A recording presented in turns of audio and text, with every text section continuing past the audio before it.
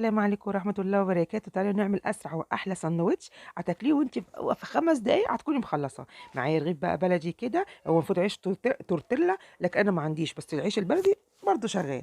بعد كده بقى نزلت عليها بكمية اللحمة دي أقل من 100 جرام لحمة يا جماعة، عشان تبقى طبقة رفيّعة جدًا. نزلت عليها بملح وفلفل أسود، وأنتِ عايزة تحطي بصل برضه براحتك. بعد كده هانزل عليها بشوية بقى فلفل حامي بارد براحتك جدًا. معايا بقى الطاسة بتاعتي أو الصينية، هانزل عليها بمعلقة واحدة بس من الزيت، هادهنها كلها كده واسيبها تسخن.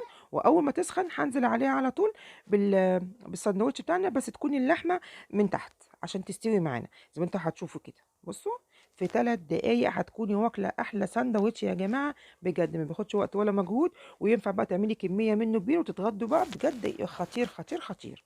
بعد كده بقى اول ما يستوي من تحت هقلبه كده الناحيه التانيه واقسمه نصين، واديله بقى من الجنب ده تحميصه ومن الجنب ده تحميصه، وهتاكلي احلى ساندوتش مقرمش وطري في نفس الوقت. عندك بقى جبنه موتزاريلا تحطيها بجد تبقى خطيره، بس انا ما كانش عندي زي ما انتم شايفين كده.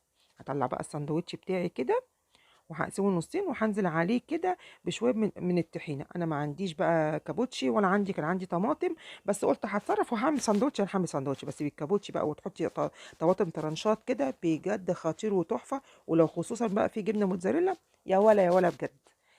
بصوا، ما خدش مني 3 دقايق بالظبط، وهتاكلي احلى ساندوتش. ايه رايكم في الجمال؟ يا رب الوصفه تعجبكم.